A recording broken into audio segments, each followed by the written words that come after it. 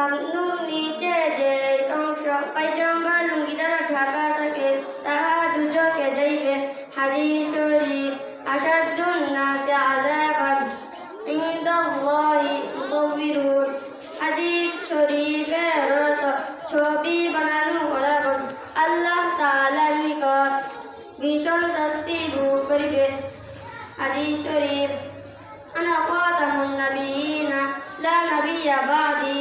হাদিস শরীফের অর্থ আমি শেষ নবী, আমার পর আর কোন নবী হইবে না।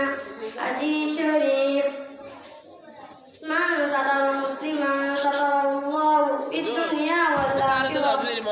হাদিস শরীফের অর্থ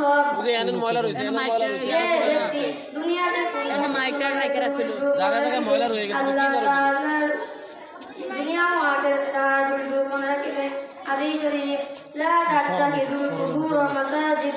হাদিস শরীফের অর্থ কবরকে সিজদা করি